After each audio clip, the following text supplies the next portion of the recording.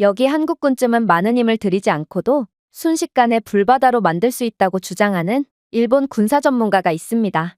그리고 그의 어처구니 없는 주장에 미군 엘리트 군사 전문가가 자신이 직접 경험해본 한국과 일본의 군대를 평가하는데요. 그리고 그의 평가는 전 세계로 퍼져나가며 큰 충격을 주고 있다고 합니다. 그렇다면 그가 대체 어떤 평가를 내렸던 것일까요? 안녕하세요. 저는 미국의 육군부대에서 복무를 하고 있는 가이라고 합니다. 특히나 제가 속해 있는 부대는 미 육군에서도 핵심적인 역할을 수행하는 엘리트 부대인데요.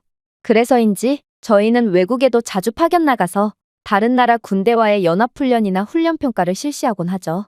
물론 저희 부대는 세계 최고의 나라인 미국의 군대답게 단 한 번도 진 적이 없고 오히려 압도적인 실력 차이로 어떤 적이든 예외 없이 깔아뭉개버리곤 했습니다.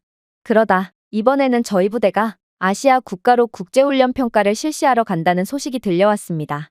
그리고 이번 파견은 일본에서 시작해서 한국에서 끝나는 꽤나 장기적인 훈련이 될 거라고 하더군요.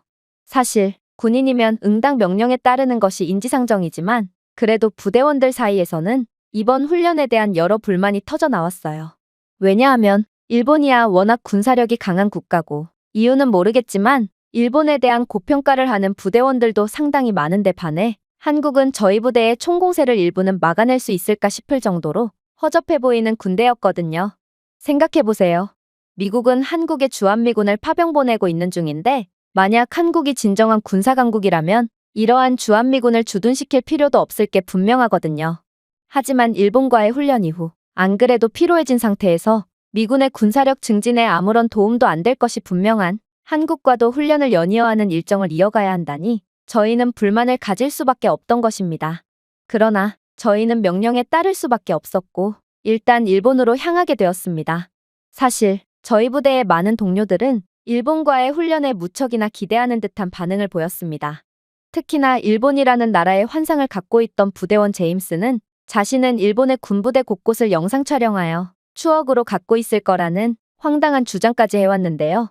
다른 동료들은 그런 철딱서니 없는 제임스를 보고 그러다가 국가보안법 위반으로 일본 감옥에 투옥될 수 있다며 제임스에게 핀잔을 주었지만 역시나 일본에 대해 좋은 감정을 가지고 있던 부대원들은 내심 제임스가 그러한 위험을 감수하고 자신들에게도 영상을 보내주면 좋겠다는 생각을 하고 있는 것 같았습니다. 그러나 저희 부대가 일본에 도착함과 동시에 저는 충격적인 장면을 목격하게 되었습니다. 일본군의 모습은 생각보다도 훨씬 형편없었거든요. 군복을 입은 일본군은 왜소하고 비실비실한 모습에 키도 무척이나 작았고 심지어 이들은 제 아버지뻘 되는 중년의 아저씨들밖에 없었거든요. 심지어 일본 자위대의 고위장교처럼 되어 보이는 남자는 저희에게 다가와 충격적인 말까지 해오더라고요. 아주 잘 오셨습니다. 듣자 하니 일본에서의 훈련을 마치고 곧바로 한국으로 간다고요? 아시다시피 일본은 막강한 해군력을 가지고 있고 한국쯤은 일본군이 해상을 통제하고 일본 육군을 한반도에 투입하는 즉시 불바다가 되고 말 것입니다. 한국이 일본에 지배당해서 식민지로 살아갔던 이유가 있는 것이죠. 저는 고위장교라는 사람이 뜬금없이 한국을 언급하며 비하하는 행보에 경악을 금치 못하고 말았습니다. 그러나 저는 곧 그가 왜 그런 말을 했는지 이해할 수 있었죠. 바로 군인다운 강한 모습만을 보여줄 거라 생각했던 일본군은 난데없이 군사 퍼레이드를 보여주겠다며 저희를 어디론가로 억지로 끌고 갔기 때문인데요. 아무래도 일본은 속으로는 한국을 무척이나 두려워하고 견제하고 있는 모양이었고 마치 겁먹은 고슴도치처럼 잔뜩 가시를 세우며 강한 척을 하려고 하는 것 같았습니다. 그리고 저는 실력으로 승부 보지 않고 이상한 보여주기식 퍼포먼스나 보여주는 일본군의 모습에 약간의 실망감마저 들었어요.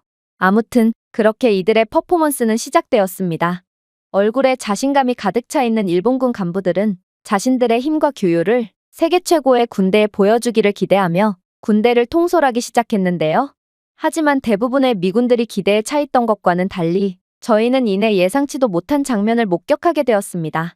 일본군 장교가 시작하라는 신호를 보내자 곧바로 일본 자위대의 일련의 실수 중 첫 번째 실수가 펼쳐졌거든요.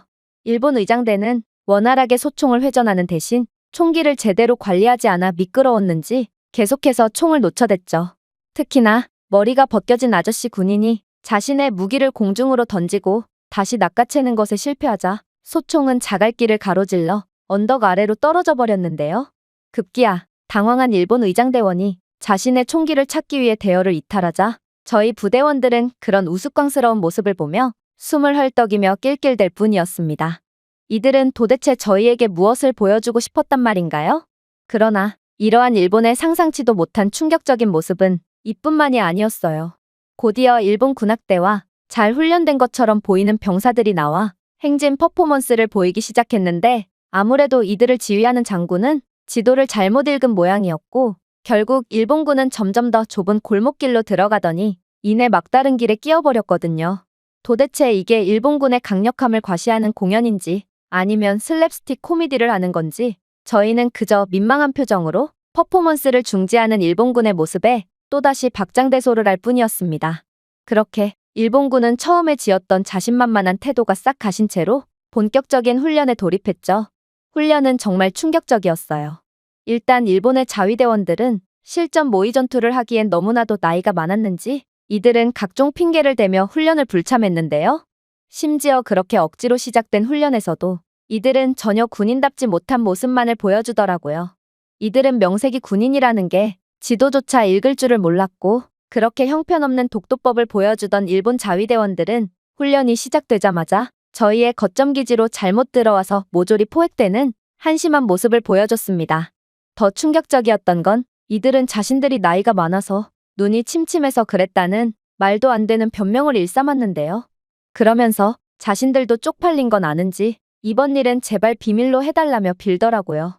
뭐 그 외에도 일본 자위대원들은 식사를 한답시고 대놓고 연기를 피워서 위치가 모조리 발각된다거나 저희 부대의 정찰병을 발견하고 십수명의 자위대원들이 정찰병에게 집중사격을 했지만 단 한 발을 못 맞춰서 그대로 중요 정보를 빼앗기는 등 도저히 믿기지 않을 정도의 수준만을 보여줬습니다. 그렇게 이번 훈련도 압도적인 수준 차이로 미군이 승리를 거두었죠. 그러자 그렇게나 한국을 비하했던 일본 장교는 황급히 뛰어오더니 멋쩍은 듯 웃으며 그래도 일본 자위대가 한국 군보다는 수준이 높다며 한국은 상대할 가치가 없는 허수아비 군대라며 여전히 한국을 견제했는데요. 이러한 일본 자위대의 한심한 모습에 일본을 그렇게나 좋아했던 제임스마저 등을 돌렸고 그렇게 저희는 일본에 큰 실망을 한 채 한국으로 떠나게 되었습니다. 뭐 저희 부대에겐 꽤나 긴 휴식 시간이 주어졌음에도 일본 자위대와의 훈련에서 땀조차 흘리지 않은 저희는 쉬지도 않고 곧바로 한국군과의 훈련에 돌입할 수 있을 것 같았는데요. 그런데 그렇게 얕잡아 보던 한국군을 처음 본 저희는 일동기겁을 할 수밖에 없었습니다. 왜냐하면 한국 군인들은 일본 자위대원들에 비해 훨씬 젊었고 키와 체격도 상당히 컸거든요. 저는 이들의 아시아인의 범주를 벗어난 피지컬에 놀라긴 했지만 그래도 이들의 하얀 피부와 앳된 얼굴을 보고 그렇게 실전성이 있을 거라는 생각은 들지 않았습니다. 여러 훈련 과정을 거치다 보면 피부는 늙고 검게 그을리기 마련인데 한국군은 무슨 몸만 컸지 얼굴은 앳된 영락없는 소녀부대와 다름이 없었거든요. 그렇게 저희는 여전히 한국군을 무시했고 얼마간의 휴식 끝에 훈련에 돌입하게 됩니다. 첫 훈련은 사격이었어요. 사실 사격은 군인에게 가장 기본이라고도 할 수 있는 부분으로 이건 다른 나라의 군대에게 져본 적도 절대로 져서는 안 되는 부분이었습니다. 일본 자위대와는 달리 한국군은 누군가를 견제하는 법도 없었고 그저 정중한 박수로 저희를 환영해 주었지만 공기는 무언의 경쟁적인 긴장감으로 가득 찼습니다. 아무래도 한국군 또한 사격의 중요성을 그 누구보다 잘 아는 모양이었죠. 뭐 처음에는 그간의 훈련을 통해 사격술에 자신이 있었던 부대원들은 꽤나 자신만만한 표정을 지었는데요. 그러나 저희가 사격장에 도착함과 동시에 이러한 저희의 자신감은 잘못되었을 수도 있다는 것을 인지하게 되었습니다. 사격장 코스는 정확도뿐만 아니라 급변하는 시나리오에 적응하는 능력을 테스트하는 복잡한 훈련으로 설정된 상태였거든요. 이건 매우 과학적이고 또 실용적인 아이디어였습니다. 그렇게 한국 군인들이 먼저 나섰고 그들의 얼굴은 결의에 차 있었습니다. 훈련이 시작되면서 한국인들은 능숙했을 뿐만 아니라 그들은 특출나기까지 하다는 것이 즉시 명백해졌습니다. 모든 군인들은 우아하고 정확하게 움직였고 그들은 마치 팔에 소총이 달린 로봇처럼 자로 잰 듯 일사불란하게 움직였어요. 경기장의 총성이 울려 퍼짐에 따라 한국군은 목표물을 놀라운 정확성으로 명중시켰습니다. 그들의 사격은 단지 인상적이었을 뿐만 아니라 더없이 완벽했죠. 미군들은 명중이 어렵다고 판단한 거리에서 한국군이 만발사격을 성공할 때마다 초기에 미소가 희미해져 갔습니다. 한국군은 불가능할 정도로 빠른 재장전과 무기 간의 전환을 실행했고 그들의 움직임은 동기화되고 날카로웠습니다. 결국 한국군의 사격이 마무리되었을 때 아직까지 자신감 있는 표정으로 우쭐대고 있는 부대원들은 아무도 없었죠. 그리고 곧 저희의 차례가 다가왔고 부대원들은 마치 감옥에 끌려가는 죄수처럼 어깨를 축 늘어뜨리고 사격장으로 입장했어요. 저희가 방금 목격한 한국군의 솜씨는 저희의 어깨를 무겁게 했습니다. 저희는 의심할 여지 없이 숙련되었지만 한국군의 유동성과 거의 예술적인 정밀성과는 비교하기 어려웠습니다. 물론 저희 부대원들은 저희가 할 수 있는 만큼의 실력을 보여주긴 했어요. 그러나 미군의 사격은 정확하지만 일관성이 없었고 움직임은 효율적이지만 유동적이지 않았습니다. 결국 저희 부대는 사격에서 완패라는 도저히 믿을 수 없는 결과를 받아들여야 했죠. 그런데 한국군은 세계 최고의 군대를 상대로 승리를 거두었음에도 매우 겸손하고 신사적이었습니다. 한국인들은 겸손한 마음으로 자신들의 방법을 공유하려고 했고 패자인 저희들을 존중하는 태도를 보였거든요. 하지만 만만하게 봤던 상대에게 당한 패배의 충격은 생각보다 컸습니다. 그리고 결국 부대원들은 정말 수치스러운 실수를 저지르게 되죠. 바로 부대원들 몇몇이 승자인 한국군 병사들에게 시비를 걸었기 때문인데요. 휴식 중에 웬 시끄러운 소란이 나서 나가보니 한국군과 미군들이 패싸움을 벌이기 직전이더라고요. 멍청한 한국놈들, 그래, 사격 하나 이겨서 그렇게 좋아? 그래봤자 실전 상황에 돌입하면 너희 한국군은 우리를 단 한 발도 못 맞출 거야. 우리가 일본 자위대를 짓밟고 이곳에 온 거 못 들었어? 우리가 살살해 줄 테니 너희 같은 허접한 한국군들은 일본 자위대원들처럼 장난감 총을 들고 엉덩이나 흔들며 재롱 좀 떨어보지 그래? 저는 바보 같은 행동을 하는 부대원들을 간신히 뜯어말렸고 겨우 패싸움까지는 말릴 수 있었지만 양측의 극단으로까지 치달은 감정은 도저히 풀릴 기미가 보이지 않았습니다. 이런 상황이라면 도저히 훈련을 진행할 수가 없을 테고 이건 미군 측이 100% 잘못했기에 훈련을 마치지 못하고 미국으로 돌아간다면 중징계까지 피할 수가 없는 상황이었습니다. 그런데 그 순간 한국군의 고위장교 한 명이 다가와 놀라운 제안을 하나 해왔습니다. 이러면 피차 좋을 게 하나도 없습니다. 누가 먼저 잘못했건 간에 훈련은 무사히 진행되어야 하지 않겠어요? 자, 우리도 군인이고 당신들도 군인이니 우리 서로 군인답게 풉시다. 양측에서 한 명씩 나와서 무술 겨루기를 진행한 뒤 패배하는 쪽이 승리하는 쪽에게 사과를 하고 모든 응어리를 풀도록 하죠. 이건 정말 놀라운 아이디어였습니다. 그리고 남을 비하하는데 정신이 팔린 멍청한 일본 자위대 지휘관과는 다른 한국군 지휘관의 믿을 수 없는 지혜에 존경심마저 들었죠. 하지만 이번 무술대회는 미군 측이 이길 수밖에 없는 싸움이었습니다. 왜냐하면 저희에겐 키가 2m에 육박하는 우뚝 솟은 존재감과 천박할 정도로 우람한 힘으로 유명한 근육질의 미군 타이탄 잭이 있었거든요. 심지어 그는 미국 아마추어 복싱대회 우승자로 저희 부대에서 그를 이길 자는 아무도 없었는데요.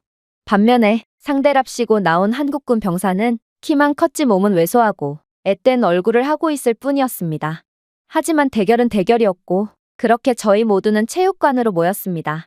군인 체육관의 가혹한 조명 아래 저희 미군 부대의 모든 인원들은 기대로 가득 찼습니다. 물론 키만 컸지 전혀 위협적이지 않은 몸을 가지고 있는 한국인 병사 지훈에게 기대를 거는 사람들은 없었죠.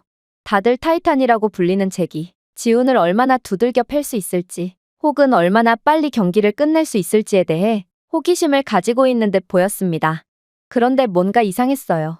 한국인 병사는 체급이 전혀 맞지 않는 이러한 다소 불공정한 싸움에도 불구하고 두려움이나 긴장하는 기색이 전혀 없었거든요.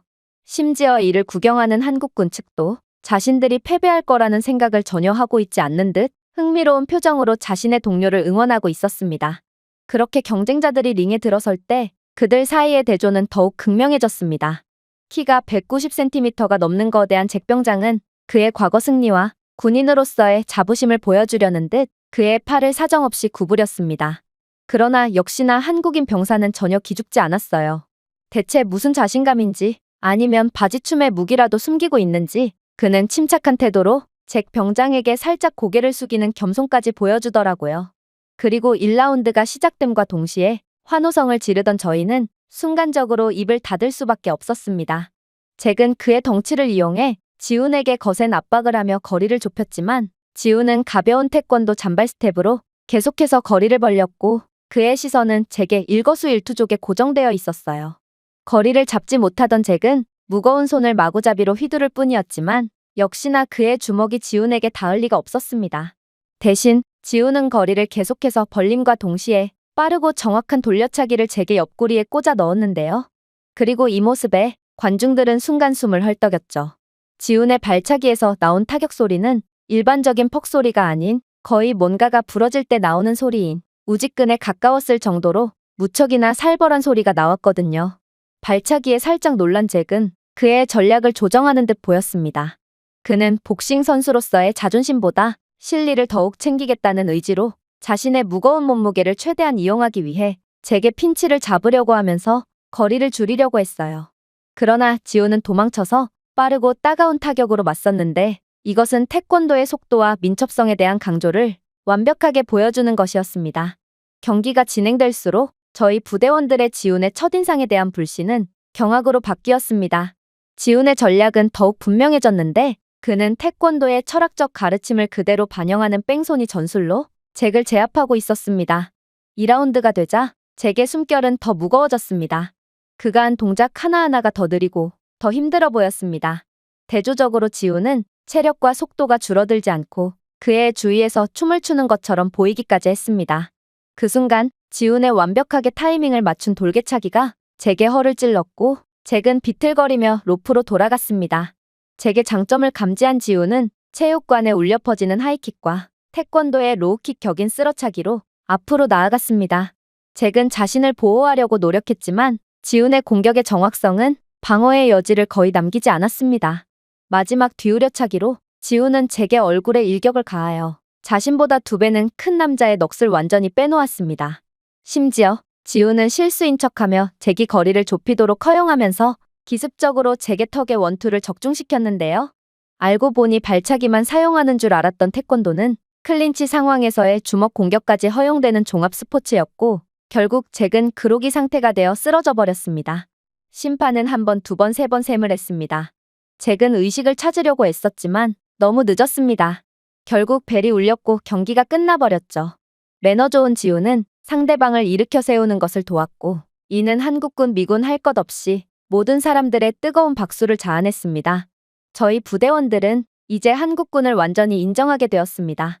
이들은 체급을 초월하는 독종이자 숨겨진 실력자였고 정신력만은 미군보다도 앞서 있었거든요. 그렇게 저희 모두는 진심을 담아 한국군에게 사과했고 한국군 병사들은 호탕한 표정을 지으며 저희의 사과를 뒤끝없이 받아주었습니다. 하지만 이러한 훈훈한 장면도 잠시 저희에겐 최종 관문이 남아 있었어요. 바로 이번 파견의 하이라이트와 다름없는 실전 전술훈련이었습니다. 그리고 한국군에겐 미안하지만 이 훈련이야말로 저희는 절대로 질 수가 없었어요. 일단 저희는 한국군과의 경험치부터가 달랐고 첨단 야간 투시경부터 해서 특수 조준 시스템으로 강화된 소총까지 저희에겐 최신 군사 장비들이 있었거든요. 하지만 저는 곧 한국에는 소름 돋는 변수가 하나 있다는 것을 눈치채게 됩니다. 한반도는 험준한 지형과 혹독한 기후 조건으로 저희를 기다리고 있었거든요. 하지만 저희는 그 어떠한 조건도 정복해내는 미 육군이었고 산에 오르면서 부대원들은 자신들의 우수성을 보여줄 준비가 된 자신감 있는 눈빛을 보냈습니다. 훈련 첫날 밤이 되자 진짜 테스트가 시작되었습니다. 저희 부대는 탐지되지 않은 것을 볼 수 있는 능력으로 지배하기를 기대하며 야간 투시경 기술을 배치했습니다. 그러나 저희는 곧 IR 차단 연기를 방출하는 스텔스 드론, 그리고 고급 야간 투시경 센서가 작동하지 않도록 설계된 플레어와 같은 한국군의 완벽한 대응책을 만나게 되었습니다. 그러면서 한국인들은 한반도 지형에 특화된 엄격한 훈련을 통해 배운 별건 없는 기술이지만 매우 효과적인 전통적인 위장과 조용한 움직임을 활용했습니다. 기술에 너무 많이 의존하는 미군들은 화력이 아니라 저희들의 기술적 장점을 단점으로 바꾸는 한국군의 전략적 배치와 기동에 의해 속수무책으로 매복 공격을 당하고 말았습니다. 그러나 가장 충격적이었던 점은 따로 있었죠. 한국군은 낮에 하는 훈련도 마찬가지로 몹시 뛰어났거든요. 저희는 빠른 지형 탐색 과정을 거쳤는데 그곳에는 이미 한국군이 자연 장애물을 활용해 설치해둔 인공함정이 있었거든요. 그 지역은 울창한 초목과 가파른 경사면으로 거동이 몹시 어려웠음에도 민첩하고 수능적인 한국군은 저희의 허를 찌르는 속도와 조정력으로 움직였습니다. 저희는 이번 훈련이 쉽게 흘러가지 않을 것임을 직감했습니다. 한국군의 군사 장비는 분명 저희보다 열세였지만 이들의 위기 대응 능력과 응용력은 타의 추종을 불허했거든요. 결국 훈련은 곧 두뇌 싸움의 체스판으로 변했습니다. 한국 드론은 더 작고 기동성이 뛰어나고 실시간 전술 데이터를 운용자에게 다시 전달하며 좁은 공간을 질주했는데요. 저희 부대원들은 뛰어난 화력과 첨단 감시 능력으로 공중 우위를 점하려고 시도하면서 공중 드론으로 대응했습니다. 그러면서 전방을 정찰하기 위해 전투용 드론을 사용했는데요. 하지만 저희는 곧 예상치도 못한 당황스러운 상황에 처하고 말았습니다. 드론 주파수를 해킹한 한국의 전자전 전문가들에 의해 고전해야만 했고 몇몇 경우에는 역으로 저희의 드론마저 전부 빼앗겨 버렸거든요. 결국 저희는 한국군과 비교했을 때 전혀 우위를 점할 만한 성과를 내지 못하고 말았습니다. 그렇게 마지막 훈련이 다가왔어요. 이번 훈련은 집중포화 속에서 모의구조 임무에 초점을 맞춘 합동작전이었습니다. 여기서 두 팀은 드론 감시, 지상 전술, 그리고 신속 대응군을 통합해야 했습니다. 그런데 한국군은 이 훈련에서도 말도 안 되는 모습을 보여주더라고요. 미국인들은 목표물을 확보하고 추출하기 위해 드론과 지상군의 조합을 활용한 반면 한국인들은 어모 사격을 제공하는 인상적인 자동화된 방어 드론들을 선보였습니다. 그 결과 저희는 잘못된 의사소통과 지형에 대한 생소함으로 인해 부진했지만 한국군은 막힘없이 모의 부상자를 구조해 나갔죠. 이건 전술 교과서에는 나오지 않는 정말 획기적인 전술이었고 결국 저희는 한국군의 임기응변과 창의력에 혀를 내두르며 마지막 훈련까지 전부 내주고 말았음을 직감했습니다. 역시나 저희 부대는 부대 창립 사상 첫 패배를 겪고 좌절하고 말았습니다. 그리고 결국 그렇게나 카리스마 넘쳤던 부대장님은 한국군 앞에서 처음으로 고개를 숙이셔야만 했죠. 오늘 우리는 겸손이 전장에서 가장 가치 있는 자산이라는 것을 배웠습니다.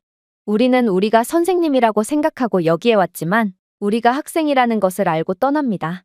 하지만 놀라운 지혜로 저희의 싸움을 진정시킨 한국군 지휘관은 여전히 패자를 존중하는 멋있는 모습을 보여줬습니다. 진정한 힘은 동맹에 있고 서로를 배우는 데 있습니다. 오늘은 패배나 승리가 아니라 함께 더 강하게 성장하는 것이었습니다. 저희가 미국으로 다시 돌아갈 준비하면서 부대원들 사이에는 한국이라는 동맹국에 대한 새로운 존경심이 생겼습니다. 훈련은 저희의 신체적 능력을 시험했을 뿐만 아니라 전쟁에 대한 이해를 넓혔습니다. 또한 한국군은 장비와 기술 그 이상의 것들을 가르쳐줬죠. 그것은 마음, 환경에 대한 지식, 그리고 적응하고 극복하는 투철한 정신이었습니다. 한국이 알려준 교훈은 그들이 보여준 저기술 고효율 전술과 불굴의 인간 정신을 통합시켜 훈련 프로그램을 재구성하게 될 것입니다. 한미동맹이라는 메아리는 저희 부대원들의 군대 경력에 오랫동안 울려 퍼지게 될 것이며 전쟁의 장에서 모든 병사는 가르쳐야 할 것이 있고 또 배워야 할 것도 있다는 것을 끊임없이 상기시켜 줄 것입니다. 제가 준비해온 내용은 여기까지입니다. 끝까지 시청해주셔서 진심으로 감사드리며 여러분들의 구독과 좋아요, 알림 설정은 영상 제작에 큰 힘이 됩니다. 이상 세모튜브였습니다. 내가 직접 인종차별의 국가인 한국에 찾아가서 복수를 하겠다. 태국의 자존심을 되찾겠다. 여기 태국의 한 정치인이 한국에 복수를 하겠다며 다짜고짜 한국행 비행기에 올라타는데요. 그런데 그렇게 호기롭던 그녀는 한국에 도착하자마자 충격적인 경험을 하게 되고 이내 이럴 수는 없다며 머리를 감싸쥐고 눈물을 흘리게 되었다고 합니다. 그렇다면 그녀가 한국에서 대체 어떤 경험을 했던 것일까요? 안녕하세요. 저는 태국 출신의 폰팁이라고 합니다. 저는 이제 막 태국 정치계에 입문한 풋내기 정치인인데요. 이제 갓 대학교를 졸업한 제가 어떻게 태국 최상류층의 전유물인 정치인이 될 수 있었냐고요? 그건 매우 간단합니다. 저는 중국계 태국인으로 태국은 화교 인구가 많고 대부분 중국계가 고위직을 차지하고 있기 때문이죠. 저 또한 중국계 정치인 가문에서 태어난 중국계 태국인으로서 자연스레 엘리트 코스를 밟을 수 있었고 지금은 정치인으로 태국의 최상위층에 속할 수 있던 것입니다. 이렇듯 태국은 지배층과 피지배층이 엄격히 구분되어 있는 계급사회로 저는 평범한 서민계층의 태국인들과 단 한 번도 교류를 해본 적이 없는데요. 심지어 저는 태국에서는 그 흔하다는 노점거리조차 가본 적이 없고 그저 뉴스를 보며 세상을 배우는 게 다였죠. 그렇게 미디어와 통계만으로 세상을 배우던 와중 저는 최근에 상당한 분노를 느끼게 되었습니다. 왜냐하면 최근에 한국이 태국인에 대한 입국 요건을 강화함에 따라 수많은 태국인들이 한국 공항에 도착하자마자 추방당하고 있고, 심지어 한국에 체류하고 있는 태국인들도 한국에서 형편없는 대우를 받으며 명백한 차별을 받고 있다고 했거든요. 대체 한국 따위가 뭐라고 감히 태국을 무시한다는 말인가? 저는 한국인들의 약자에겐 강하고 강자에겐 약한 야비한 태도에 학을 떼고 말았습니다. 사실 한국은 중국의 음식과 문화 등을 자기네 거라고 우기는 뻔뻔한 행보를 보이면서도 이들은 꼭 중국이라는 대국이 표정 한번 찌푸리면 그 즉시 쫄아서 아무 말도 못하는 약소국이었는데요.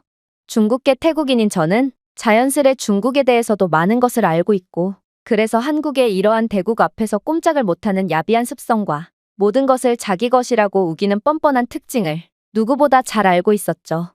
그런데 이런 비열한 국가가 자신들보다 못 사는 태국을 괴롭히며 갑질을 하기나 하다니, 저는 무슨 이런 나라가 다 있나 싶어서 한국에 큰 분노를 느끼고 말았던 거였습니다.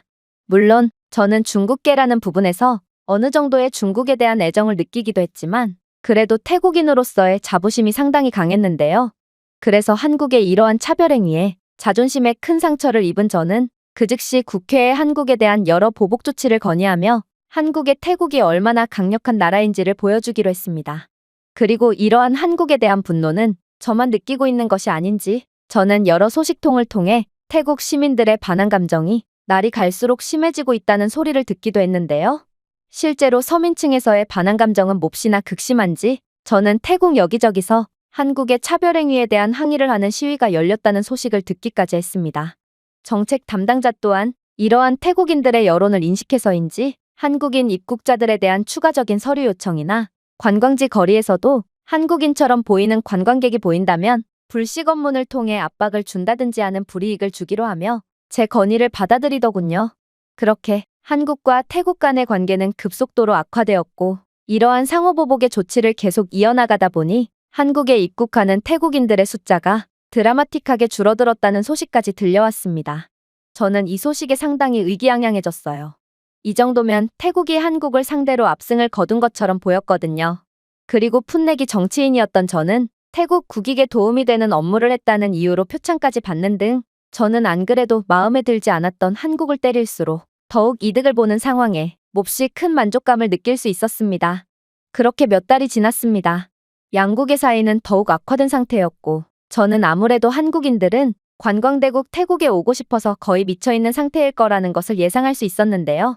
이에 더해 한국으로 찾아가는 태국인들의 숫자는 기하급수적으로 줄었기 때문에 한국은 관광 수입에 엄청난 타격을 입을 것이 분명해 보였습니다. 즉, 한국은 괜히 태국에 갑질을 했다가 역으로 된통 당해버린 거였죠. 저는 강약약강이자 야비한 한국이 괜히 잠자는 사자를 건들다가 크게 데인 상황에 큰 만족감을 느꼈고, 그렇게 한국이 언제 태국에 무릎을 꿇고 사과를 건네올까가 궁금해졌습니다. 그런데 분위기가 뭔가 이상했어요. 분명 반환 시위를 하던 태국 시민들은 이제 정부 청사나 왕궁 앞에서 한국인에 대한 제재를 풀으라며 오히려 태국 정부를 비난하는 시위를 열기 시작했기 때문인데요.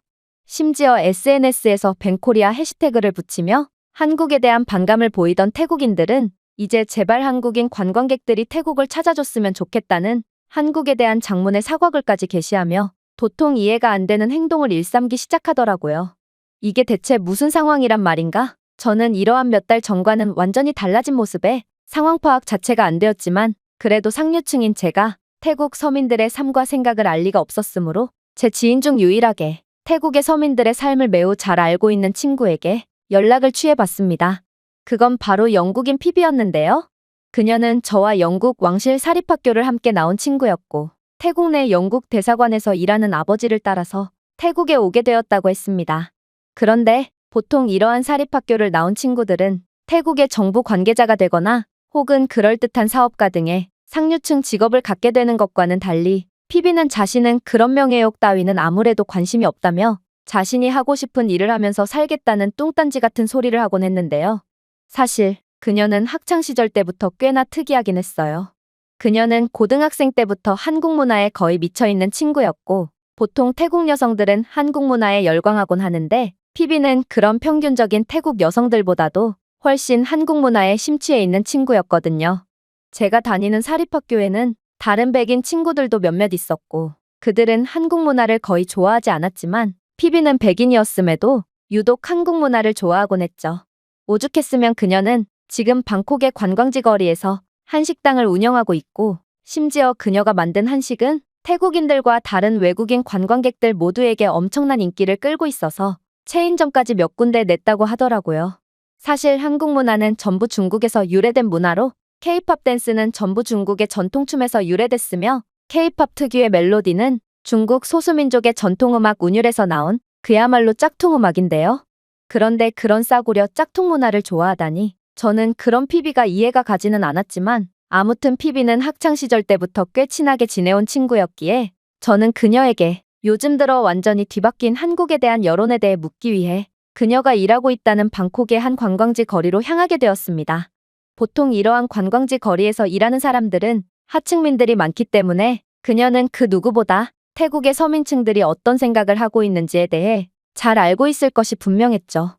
그렇게 저는 오랜만에 피비를 만났고 이내 어색함도 이겨낼 겸 평일이라 그런지 거리가 좀 한산한 것 같다며 넋살을 부려봤는데요.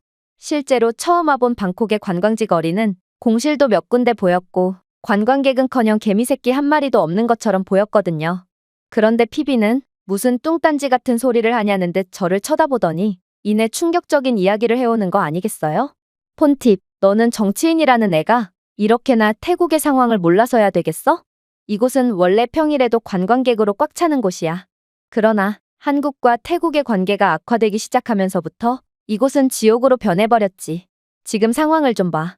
여긴 방콕의 중심이자 가장 핵심적인 거리임에도 불구하고 관광객들은 한 명도 없고 심지어 몇 달 동안이나 적자를 보던 상인들은 이제 장사 준비를 할 여유 자금조차 남지 않아서 죄다 폐업을 하고 있잖아.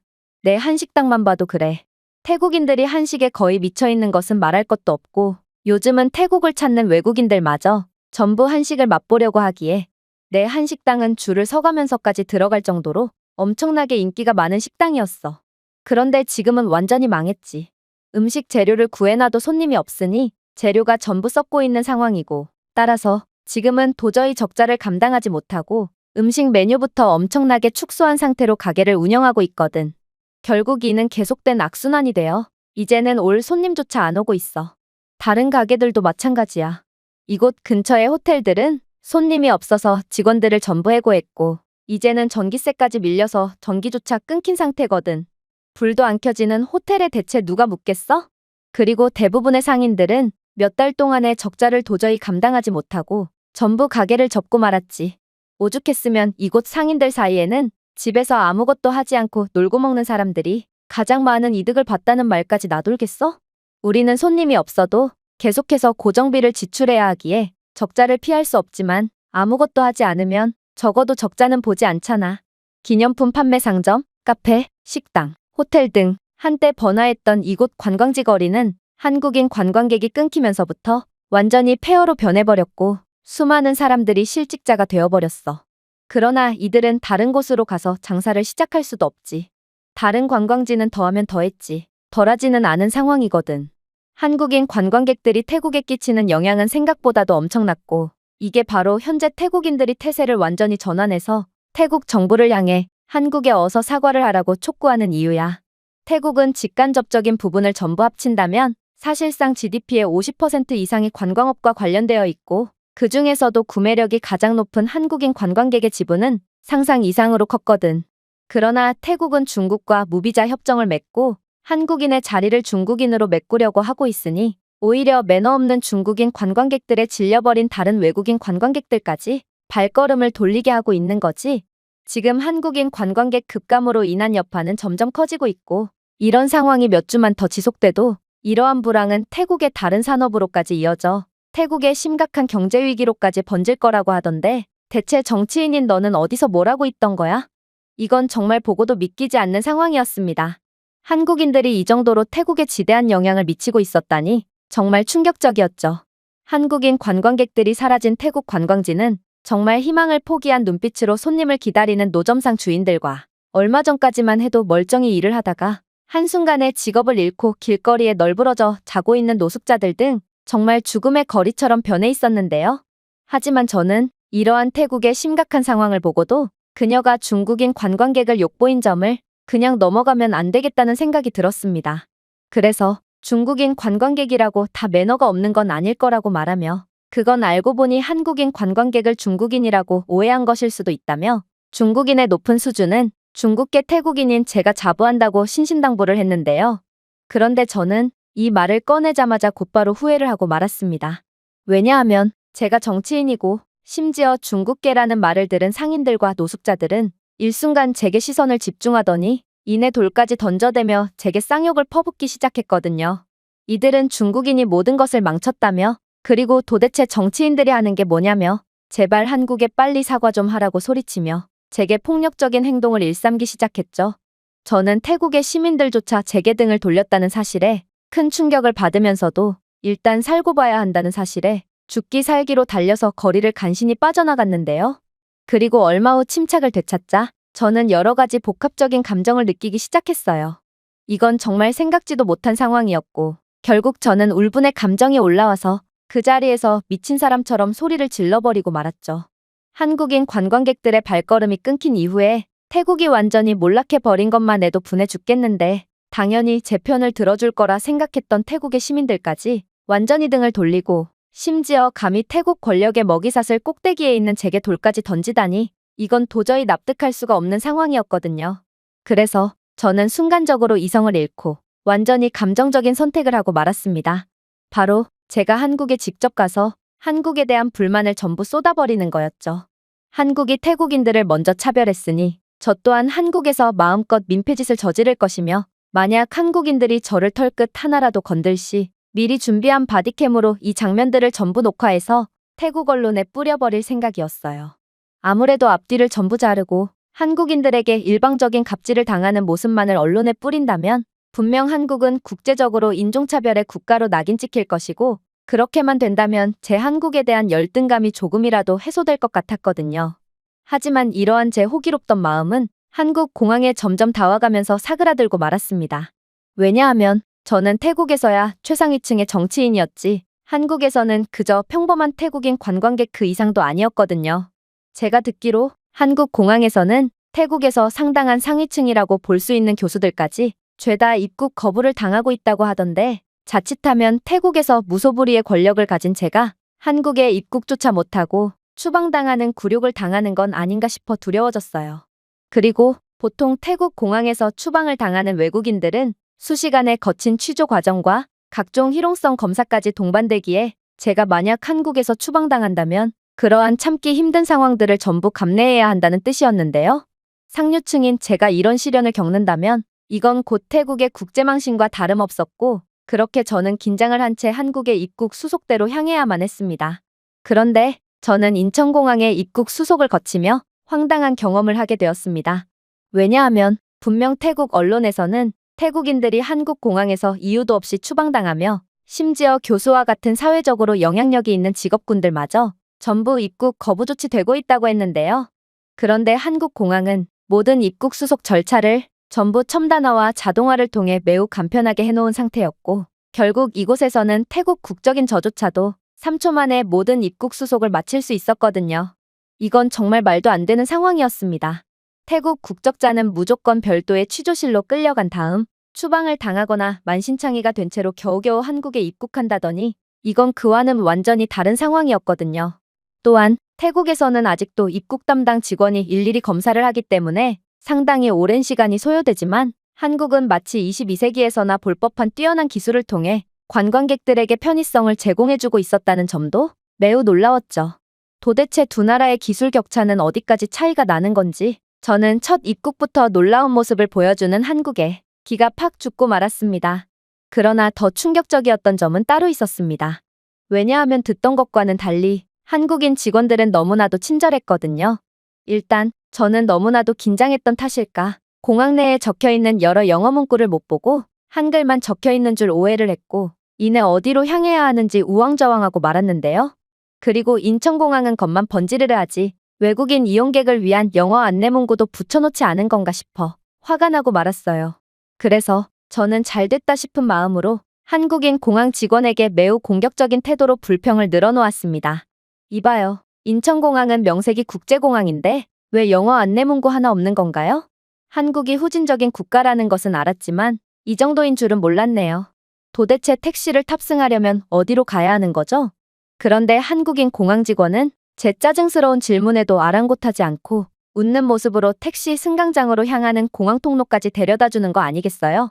심지어 한국인들은 죄다 영어도 못하는 바보인 줄 알았는데 그녀는 저를 직접 데려다 주더니 이내 공항 내에는 한글과 더불어 반드시 영어 문구가 적혀 있으니 다음 이용 시에는 참고하길 바란다는 친절한 조언을 끝으로 돌아가더라고요. 사실 그녀는 제가 입국 수속을 할 때 마주쳤던 직원으로 분명 제가 태국인이라는 사실을 알았을 텐데도 전혀 차별 없이 제게 친절을 베풀어 주었고 저는 도대체 제가 태국에서 듣던 한국에 대한 괴담이 진짜가 맞나 싶어 어리둥절할 따름이었습니다. 심지어 인천공항 내에는 분명 태국인 관광객이 거의 없을 것이 분명함에도 수많은 외국인 관광객들로 인산인해를 이루고 있었는데요. 저는 태국인들이 한국에 가지 않아서 한국 관광산업은 거의 괴멸 상태일 줄 알았는데 한국은 관광대국인 태국보다도 관광객 숫자가 훨씬 많아 보였고 이러한 예상치도 못한 현실에 당황스러운 감정을 느낄 수밖에 없었습니다. 그리고 이러한 당황스러운 감정은 곧 열등감으로 바뀌고 말았죠. 태국에 비해 기술력이나 공항 인프라, 그리고 서비스까지 월등히 앞선 한국의 모습을 직접 경험하니 태국이 한국에 제재를 가하든 말든 그리고 한국인 관광객의 급감으로 망하든 말든 한국은 전혀 관심도 없이 여전히 잘 나가고 있었거든요. 그리고 이러한 제 열등감의 불똥은 인천공항 내에서 봉사활동 조끼를 입고 외국인 관광객들을 돕던 애꿎은 한국인 학생에게 튀고 말았습니다. 아무래도 그는 학생이니 분명 영어를 잘 못할 것이 분명했고 저는 이 어리바리한 한국인 녀석을 완전히 깨부숨으로써 제 열등감을 극복할 생각이었죠. 이봐, 한국 공항에는 왜 이렇게 쓰레기가 많은 거야? 명색이 국제공항인데 청결관리 정도는 제대로 해야 하는 거 아냐? 그리고 한국은 태국인들을 대놓고 차별하며 적법하게 입국한 태국 국적자들마저 전부 추방하고 있던데 심지어 대학교 교수마저 태국인이라는 이유만으로 추방하고 있지. 오늘은 다른 외국인들이 많으니 눈치를 보고 있는 거야? 어디 평소처럼 태국인인 내게 차별을 해보지 그래? 하지만 상황은 제가 생각했던 대로 흘러가지 않았습니다. 이 한국인 학생이 대답하려던 찰나 우연히 저희 옆을 지나가던 백인 커플이 제게 대신 대답을 하기 시작했거든요. 이봐요. 무슨 말도 안 되는 소리를 하는 거죠? 저희 또한 한국과 태국의 문제를 뉴스로 접하게 되었고 무슨 상황인지 어느 정도는 파악한 상태인데 이건 명백히 태국이 잘못한 게 맞잖아요. 현재 한국에 입국하는 태국인들 중 80%가 불법 체류 신분으로 바뀌고 또 이러한 불법 체류자 태국인들은 한국에서 약물 범죄나 도박, 그리고 성 관련 범죄 등 아주 질 낮은 범죄에 연루되며 한국을 망치고 있다고 해요. 사실 저희는 이번 여행지로 한국 대신 일본을 선택하려고 했는데 그 이유가 바로 현재 한국 내의 태국인 범죄자들 때문에 한국의 치안이 불안정해졌다는 소식을 들었기 때문이죠. 생각해보세요. 한국은 이번 상반기에만 한국 내 태국인 범죄자 2,000명을 검거했다고 하는데 이게 그냥 넋놓고 바라보기만 할 수 있는 수치인가요? 저는 독일에서 왔고 만약 독일에서 특정 국가 출신의 사람들이 이 정도로 심각한 불법 체류 문제와 범법 행위를 저지른다면 독일은 인권 문제를 무시하고 아예 그러한 국적의 외국인 입국을 원천적으로 막았을 거예요. 이제 알겠나요? 한국이 인종차별의 국가라는 것은 지나가던 개도 안 웃을 헛소리고 태국인들은 한국에 입국을 할 수 있는 것만 해도 감사하게 여겨야 하는 상황이라고요. 그러면서 그들은 현재 태국은 인종차별을 빌미로 한국에 터무니없는 조치를 가하고 있다며 국제적으로도 엄청난 비난을 받고 있다는 말을 건네왔는데요. 저는 이러한 예상치도 못한 상황에 벙찔 수밖에 없었습니다. 태국은 분명 한국과의 싸움에서 압도적으로 이기고 있는 줄 알았거든요. 그러나 제가 독일 커플의 말에 정신을 채 차리기도 전에 제가 시비를 걸었던 한국인 학생의 반격이 날아오기 시작하더군요. 아, 이 쓰레기 말인가요? 이건 방금 전 중국인 단체 관광객이 버리고 간 거고 인천공항의 청소는 사람이 아닌 자동 청소 로봇이 맡고 있으므로 곧 청소 로봇이 와서 치울 거예요. 그리고 한국이 태국 국적자에 한해서만 고의적인 인종차별을 했다고 하셨나요? 당신의 말은 전혀 터무니가 없습니다. 왜냐하면 한국의 입국 수속은 전부 한국이 자체 개발한 AI 시스템으로 처리하고 이 AI 시스템은 당신의 정보를 자동으로 분석하여 당신이 위험한 사람인지 아닌지를 분간해 주거든요. 물론 요즘 태국인 불법 체류자들이 워낙 많아서 이 AI 시스템은 태국 국적자에 한해서만 추가적인 검토 과정을 거칠 수는 있겠죠. 그러나 태국인이 어처구니 없는 이유로 추방당하거나 다른 국적자들과 비교했을 때 차별적인 조건을 요구받는다거나 하는 일은 절대로 있을 수가 없어요. 태국인 교수가 추방당한 것도 해당 교수는 정식적인 대학교 교수가 아니었고 심지어 그의 통장에는 한국에서 생활비로 사용할 충분한 돈이 있지도 않았죠. 그래서 자동 시스템에 의해 입국이 거절당한 겁니다. 생각해보세요. 한국은 이 모든 과정을 AI로 처리하고 있어요. 그런데 AI가 감정이 있는 것도 아니고 어떻게 태국인만 골라서 추방을 할 수가 있겠어요? 그는 학생임에도 엄청나게 유창한 영어 실력을 자랑했고 논리 또한 빈틈이 없었는데요. 심지어 제가 지적한 쓰레기 문제는 전부 중국인의 짓이었다니 중국계 태국인이었던 저는 수치심을 2배로 느껴야 했죠. 그렇게 저는 그저 아무런 반박조차 못한 채 그 자리를 도망치듯 벗어나야만 했고 많은 생각을 할 수밖에 없었습니다. 알고 보니 모든 문제는 전부 태국에 있었던 것이고 이러한 사실을 전 세계가 알고 있다니 이것만큼 쪽팔린 일도 없었거든요. 심지어 태국이 먼저 시비를 걸어놓고 피해는 고스란히 태국만 보고 있는 상황이라니 이건 정말 바보 같은 모습이었습니다.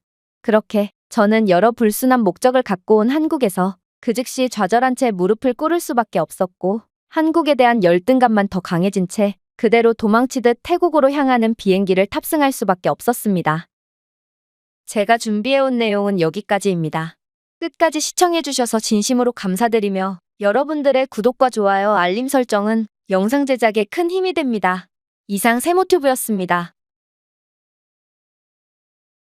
여기 파리올림픽에서 경비 업무를 총괄하게 되어 선수들과 그 누구보다 밀접하게 붙어있게 되었다는 프랑스인이 있습니다. 그리고 그는 파리올림픽의 열악한 상황을 최전선에서 지켜보게 되었고 결국 부끄러움에 고개를 숙일 수밖에 없었다고 하는데요. 하지만 이러한 처참한 상황에 개최국도 아닌 한국이 뜬금없이 나서기 시작했고 결국 한국이 파리올림픽 개최 하루 만에 보여준 모습을 본 그는 경악을 하며 그 자리에서 주저앉을 수밖에 없었다고 합니다. 그렇다면 한국이 이번 올림픽에서 대체 어떤 모습을 보여줬던 것일까요? 안녕하세요. 저는 프랑스 출신의 파트리크라고 합니다. 저는 현재 파리올림픽에서 경비 업무를 총괄하고 있으며 선수촌에서나 경기장에서나 늘 선수들이 안전하게 시합을 치를 수 있도록 만전을 기하고 있죠. 하지만 상황은 늘 원하는 대로만 흘러가지는 않았습니다. 파리올림픽은 친환경과 다양성의 올림픽이라는 주제를 들고 나왔으나 이러한 주제를 실현하기에는 날씨가 너무 더웠고 체육대회라는 특성상 그러한 허울뿐인 주제는 현실과는 동떨어진 듯 보였거든요. 일단 숙소의 에어컨부터가 그랬습니다. 파리올림픽은 저탄소 정책을 실시하고 있기에 선수단 숙소에 에어컨 대신 선풍기만 보급했는데요. 하지만 한여름의 파리의 날씨는 너무나도 더웠고 몇몇 선수들은 탈진 증세까지 보이며 엄청난 고생을 해야만 했죠.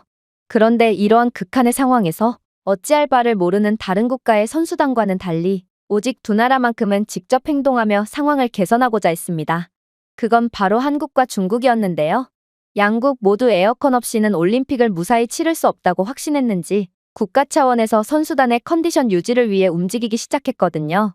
저는 도대체 한국과 중국이 이러한 위기를 어떻게 헤쳐나갈지 너무나도 궁금했고 그렇게 호기심에 가득 차서 중국 선수단이 묵고 있다는 숙소로 향해 봤는데요. 그런데 저는 중국 선수촌에 들어감과 동시에 경악을 금치 못하고 말았습니다.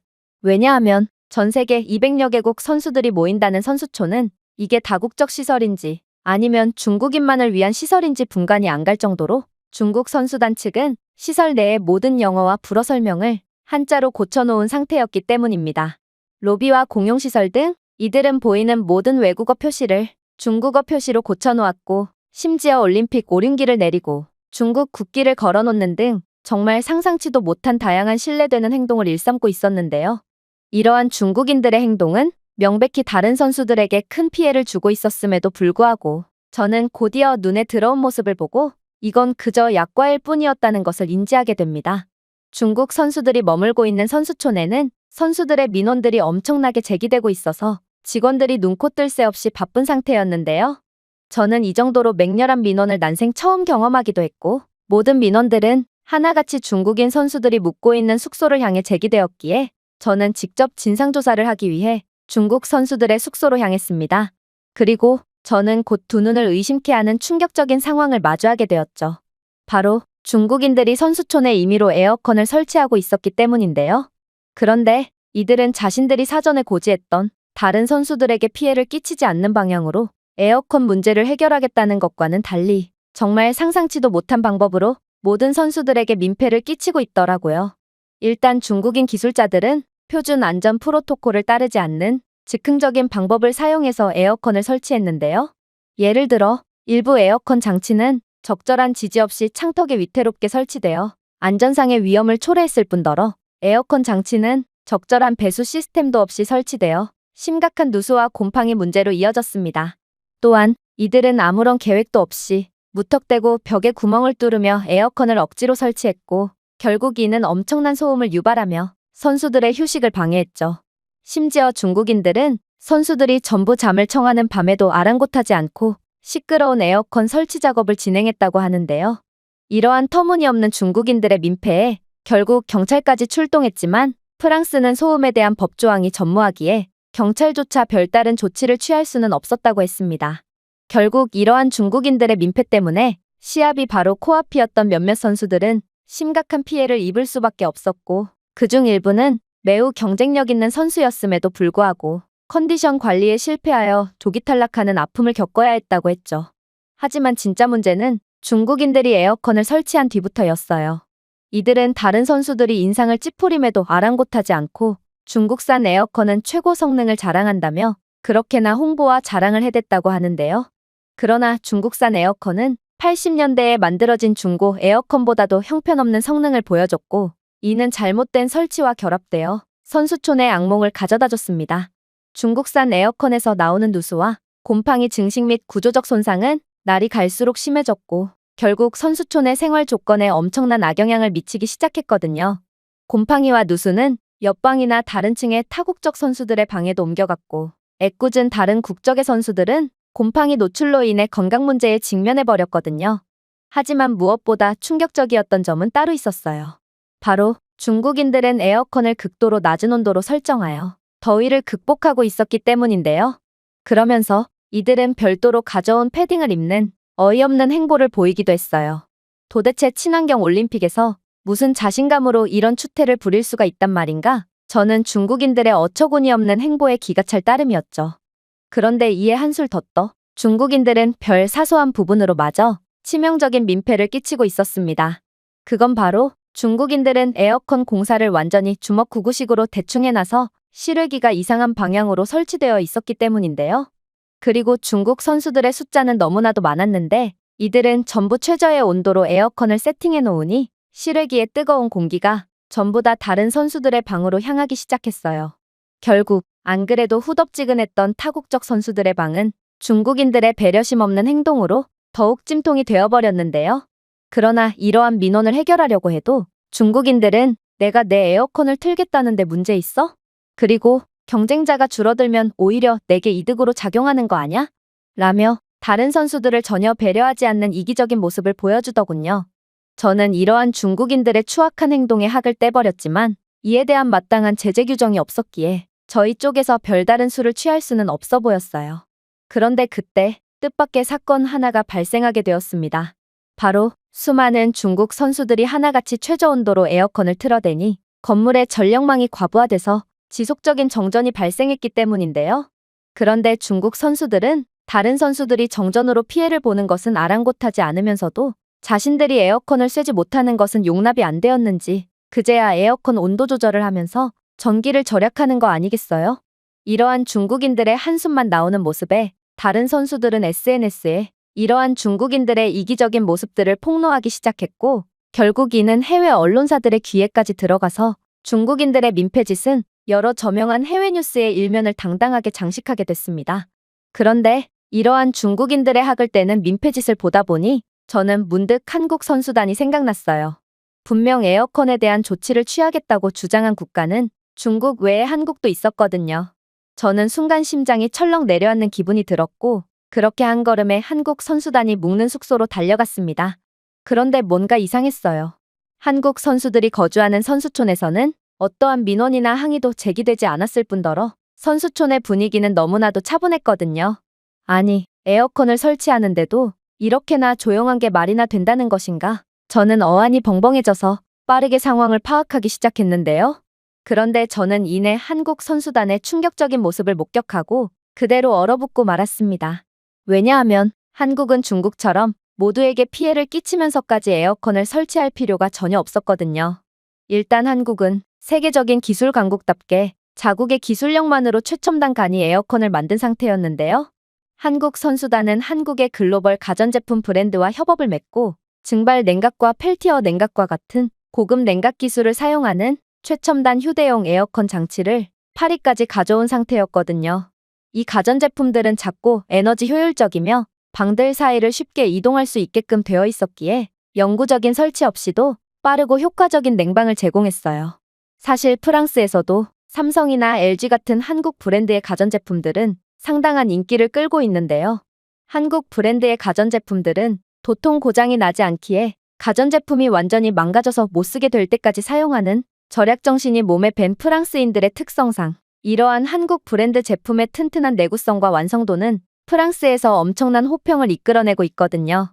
그런데 한국은 이러한 제품의 내구도뿐만 아니라 최첨단 기술력까지 완벽하게 갖추고 있었고 결국 한국은 이역만리 떨어져 있는 프랑스에서도 자국의 기술력 하나만으로 다른 선수들보다 유리한 고지를 점할 수 있었던 것입니다. 하지만 한국의 놀라운 기술력은 여기서 끝이 아니었어요. 한국은 선수촌 로비나 각종 공용시설에도 놀라운 시설을 설치하기 시작했는데요. 그중 대표적인 예가 바로 빠른 설치와 제거가 가능하게끔 설계된 모듈식 공기조절 장치였습니다. 이 장치는 중국이 그랬던 것처럼 시끄러운 덕트 작업이나 고정 작업이 전혀 필요하지 않았기에 단 1시간 만에 조립되어 완전히 설치되었다고 하는데요. 결국 다른 선수들은 선풍기 하나밖에 없는 찜통 같은 숙소를 벗어나 한국이 설치한 공기냉각 장치가 있는 선수촌 로비와 각종 공용시설에 모이기 시작했고 몇몇 선수들은 이러한 한국의 놀라운 배려에 감탄하며 한국 덕분에 천국으로 피신온 선수들의 영상을 자신의 SNS에 게시하기도 했죠.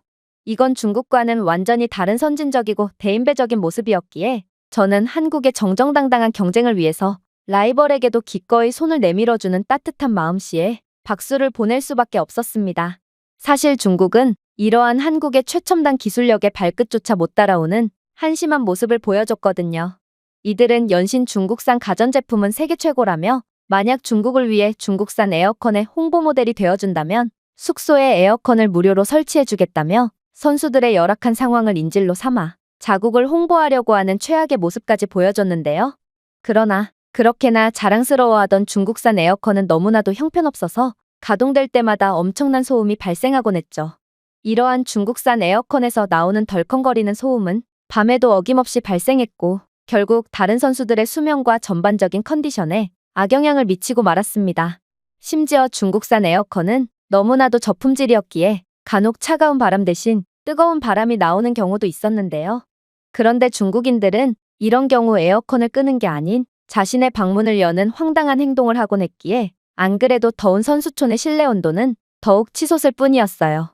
실제로 선수들의 항의를 받은 숙소 관리 직원들은 직접 선수 숙소에 가보기도 했는데 새벽 시간이었음에도 방은 후끈 달아올랐고 중국산 에어컨의 시끄러운 소리 때문에 조용한 휴식 공간이 아닌 마치 시끄러운 산업 공장에 있는 것 같다고 보고하기도 했습니다.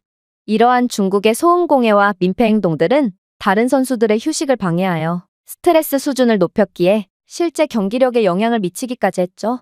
이러한 중국인들의 방해에 대한 다른 나라 선수들의 불만은 외교적 긴장으로까지 이어지며 중국은 국가 차원에서 정식적인 항의를 받았음에도 불구하고 이들은 소국 따위가 아무리 떠들어봤자 대국은 눈 하나 깜짝하지 않는다는 믿기지가 않는 반응만을 보이더라고요. 그러나 역시나 한국은 중국과는 차원이 다른 국가였어요. 한국은 자신들의 뛰어난 기술력으로 찜통 같은 선수촌 건물을 천국으로 만든 것도 모자라 또다시 선수들의 복지를 위해 힘쓰기 시작했거든요.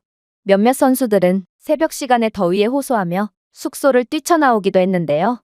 지구온난화 때문인지 올해의 파리의 온도 및 습도는 평년보다도 가혹했고 결국 새벽에 선풍기 하나로 더위를 버티다 못한 선수들은 로비나 공용공간 등 한국이 설치한 공기조절 장치가 있는 곳에 하나둘씩 자리를 잡고 땅바닥에 누워 잠을 청했거든요. 그런데 한국은 이러한 처참한 모습을 그냥 보고만 있지 않았어요. 한국은 수면 중 체온을 조절하도록 설계된 쿨링 젤 매트리스와 베개를 무료로 제공하기 시작했거든요. 도대체 한국은 이러한 모든 상황을 예상이라도 했던 것인지 전혀 뜻밖의 상황에도 의연하게 대처하는 놀라운 모습을 보여줬는데요. 한국이 자체 개발했다는 이러한 쿨링 매트리스는 열을 흡수하고 발산하는 젤층이 내장되어 있어 선수들을 밤새도록 시원하게 유지시켜 주었고 선수들이 더 잘 쉬고 더 효율적으로 회복하도록 도왔습니다. 이뿐만이 아니었어요. 한국은 특수 소재가 사용된 쿨링 타월까지 제공했는데요. 이 타월은 습기를 흡수하고 피부에 닿으면 냉각 효과를 제공하는 특수 재료가 사용되었고 선수들은 한국에 제공받은 쿨링 용품을 숙소에서뿐만 아니라 경기장에까지 가져가서 유용하게 사용하는 등 그야말로 한국의 덕을 톡톡히 보았죠. 그러나 무엇보다 놀라웠던 점은 따로 있었습니다. 한국은 숙소 안에 자신들의 기술력으로 자체 개발한 헤파 필터가 있는 휴대용 환기팬을 도입했는데 이것은 공기순환을 향상시킬 뿐만 아니라 깨끗한 공기를 보장했거든요. 결국 중국인들과 같은 건물을 사용하는 선수들은 오염된 공기와 악취, 더위로 엄청난 고생을 할 때 한국 선수들과 함께 건물을 사용하는 선수들은 쾌적한 공기와 시원한 공간에서 컨디션을 완전히 회복할 수 있던 것입니다. 사실 한국은 이렇게까지 할 필요가 전혀 없었어요. 이들은 철저한 준비와 강력한 기술력으로 이미 유리한 고지를 선점한 상태였거든요. 물론 올림픽은 나름대로의 숭고한 의미가 있는 국제대회이긴 했지만 결국 다른 국가들과 경쟁해서 이겨야 하는 시합이었습니다.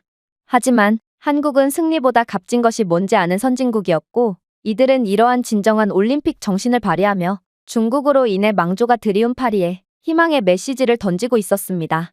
실제로 각종 평가 기관에서 예측한 각 나라의 메달 숫자를 비교했을 때 한국 측과 같은 건물을 쓰는 국가의 선수들이 중국과 같은 건물을 쓰는 국가의 선수들보다 압도적으로 선전하고 있다는 점을 고려해본다면 양국이 각각 세계에 어떤 영향을 미치고 있는지는 3살짜리 어린아이도 알 수 있을 테죠.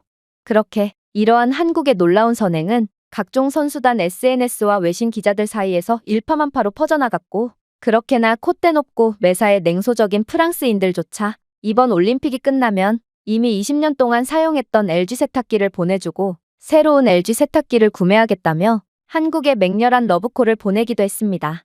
하지만 선수들에게는 또 다른 엄청난 시련이 남아 있었습니다. 그건 바로 음식 문제였죠.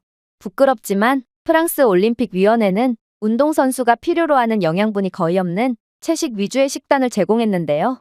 결국 프랑스가 준비한 고기가 하나도 없는 식단으로부터 단백질을 거의 섭취할 수 없었던 몇몇 선수들은 컨디션 저하로 응급실에 실려가기도 하는 등 여러 크고 작은 문제가 일어나기 시작했고 응급실 및 선수병원에는 다양한 국적의 선수들이 한데 모이는 웃지 못할 사건이 벌어졌죠. 하지만 이번에도 오직 한국과 중국 국적의 선수들만은 이러한 병원에서 좀처럼 찾아볼 수가 없었어요. 그리고 제가 이러한 의아한 상황에 한국 선수촌에 직접 찾아가 본 결과 저는 곧바로 충격적인 장면을 목격하고 크게 놀라고 말았죠. 왜냐하면 한국 선수단은 이미 자국의 식품 기업과 협업을 맺은 상태였고 한국의 주방을 프랑스로 그대로 옮겨놓고 한식 도시락을 만들고 있었기 때문입니다. 심지어 한국이 만든 도시락의 반찬 하나하나에는 그야말로 모든 영양소가 전부 들어가 있을 정도로 과학적이었는데요. 특히나 한국의 나물 요리는 분명 겉보기에는 프랑스 측이 제공하는 채소 요리와 별반 다르지 않아 보였지만 자세히 살펴보면 하나부터 10까지 완전히 다르더군요. 시금치, 콩나물, 도라지, 고사리 같은 나물 요리들은 비타민 A와 C, 칼슘, 그리고 철분이 풍부했고 그것들은 또한 면역체계와 전반적인 건강을 증진시키는 데 도움을 주는 식이섬유와 산화 방지제의 훌륭한 공급원이 되어주었거든요. 또한 한식 도시락은 두부와 같은 재료와 다양한 콩과 식물성 단백질을 풍부하게 공급하여 근육의 회복과 유지에 중요한 역할을 했는데요. 이에 더해 식사에 포함된 다양한 채소와 통곡물은 높은 섬유질 함량을 제공하여 소화를 돕고 건강한 장을 유지하도록 도와줬습니다. 그리고 이러한 음식에는 항산화제가 풍부하여 운동선수의 일반적인 문제인 산화 스트레스와 염증으로부터 신체를 보호하기도 했죠. 물론 한식 도시락의 정점은 역시나 고기열이었습니다. 한식 도시락에 포함되어 있는 삼겹살 구이는 근육의 회복과 성장에 필수적인 양질의 단백질이 풍부했거든요. 또한 삼겹살에는 에너지 대사에 중요한 티아민을 포함한 비타민 B가 다량 함유되어 있었기에 채소 반찬과 조화되어 완전 식품으로서의 기능을 톡톡히 해냈죠. 당연히 제육볶음 도시락도 빼놓을 수가 없었습니다. 제육볶음은 매운 돼지고기 볶음 요리로 얇게 썬 돼지고기는 고추장, 간장, 마늘, 생강, 그리고 설탕의 혼합물에 재워지고 그 다음에 양파, 당근, 피망과 같은 채소들과 함께 볶아져 풍부하고 고소한 풍미를 자랑했는데요. 제육볶음은 근육 유지와 회복에 필수적인 단백질 공급원이었고 요리에 사용된 채소들은 다양한 항산화제, 비타민, 그리고 미네랄을 제공하여 몸을 자주 쓰는 운동선수들에게 적합했습니다. 심지어 한식 도시락에는 특이하게도 국물 요리가 제공되기도 했는데요. 특히나 스팸 같은 육류를 포함해서 상당한 단백질을 제공하는 부대찌개는 이 음식의 역사처럼 다양한 매력을 보여줬어요. 두부는 식물성 단백질을 추가했고 채소와 김치는 비타민, 미네랄, 섬유질을 추가하여 보다 균형 잡힌 식사에 기여했죠. 그런데 더욱 놀라운 점은 한국은 이러한 한식 도시락을 한국 선수단에게뿐만 아니라 다른 국적의 선수단에게도 제공했다는 것인데요. 한국 측은 다른 선수단이 프랑스의 열악한 식단 때문에 제대로 된 식사를 하지 못하고 있다는 것을 인지했고 결국 선수들이 정상 컨디션에서 제대로 된 실력을 발휘할 수 있도록 한식 도시락을 무료로 제공했다고 했습니다. 그리고 다소 뜬금없게도 중국 선수들이 안색이 좋아 보였던 이유는 이들은 한식 도시락이 무료로 제공된다는 사실을 귀신같이 알아채고 한식 도시락을 야금야금 가져갔기 때문이었죠. 심지어 중국 선수들은 꼭 한식 도시락을 한 움큼씩 집음으로써 뒷사람을 전혀 배려하지 않는 모습을 보여주더군요. 이렇듯 탐욕적인 중국 선수들과 허기에 찬 다른 세계 각국의 선수들의 한식 도시락에 대한 폭증한 수요 때문에 한국 측은 기존보다 5배나 넘는 수요를 감당해야 했는데요. 그런데 한국은 그러한 수요를 전부 감당하는 말도 안 되는 일처리 능력을 보여줬고 결국 모든 선수들은 한식 도시락 덕분에 올림픽에서 제대로 된 경쟁을 할 수 있게 되었습니다. 올림픽 내내 수준 미달의 모습을 보여주는 게으른 프랑스라면 한 달 전에 미리 준비했어도 한국과 같은 일처리 수준을 절대로 보여줄 수 없었을 텐데 한국은 정말 진정한 선진국으로 불려야 할 나라처럼 보였어요. 그런데 한국은 이 정도로는 놀랄 것도 없다는 듯 더욱더 충격적인 모습을 보여주기 시작했는데요. 그건 바로 음식 배달 시스템이었어요. 한국은 선수들이 식사를 쉽게 선택할 수 있도록 특별히 고안된 디지털 주문 플랫폼을 도입했는데요. 덕분에 선수들은 앱을 통해 메뉴를 찾고 영양 정보를 보고 간편하게 음식 주문을 할 수 있었죠. 이건 정말 놀라운 기능이었습니다. 프랑스가 제공하는 식단의 경우 영양 정보가 제대로 표기되지 않았을 뿐더러 어떤 메뉴에는 영어 설명조차 적혀 있지 않아서 세계 각국에서 온 선수들로 하여금 혼란을 야기했거든요. 그러나 한국은 사소한 것 하나하나마저도 완벽한 시스템을 구축해 두었고 결국 이러한 한국의 선진적인 면모는 모든 선수들을 만족시킬 수 있었던 것입니다. 그러나 무엇보다 놀라운 점은 따로 있었습니다. 바로 한국은 식사 사용자 지정이 가능한 시스템을 구축해 두었고 다양한 문화권에서 온 운동선수들이 도시락의 사이즈를 조정하고 특정 재료를 선택하거나 비건, 글루텐 프리 또는 기타 식이 옵션을 선택할 수 있도록 해두었거든요. 어떻게 한국은 음식과 배달을 무료로 제공하는 그야말로 봉사를 하고 있음에도 이러한 완벽한 체계를 갖출 수가 있단 말인가요? 저는 이번 대회에서 나름 프랑스를 대표하는 직책을 맡은 사람으로서 차마 얼굴을 들지 못할 정도의 엄청난 수치심을 느끼고 말았습니다. 한국이 보여준 모습을 보면 도대체 이번 올림픽 주최가 프랑스인지 한국인지 구분조차 하기 힘들 지경이었거든요. 한국이 임시방편으로 만든 배달 앱에는 선수들이 식사와 배달 서비스에 대한 피드백을 제공하도록 장려하기도 했는데요. 이 피드백은 실시간 조정과 개선을 위해 사용되었죠.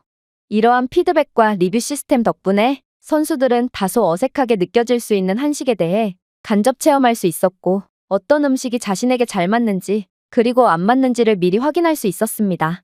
한국의 이러한 놀라운 한식과 배달 서비스 그리고 앱까지 만드는 기술력은 단연 이번 올림픽에서 엄청난 화제가 되었고 기자단은 앞다투어 한국의 선진적인 면모를 취재하기 시작했는데요.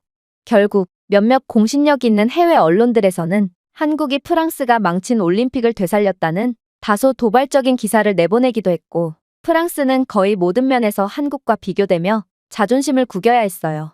그러나 저는 그럼에도 한국에 너무나도 고마운 감정을 느낄 뿐입니다.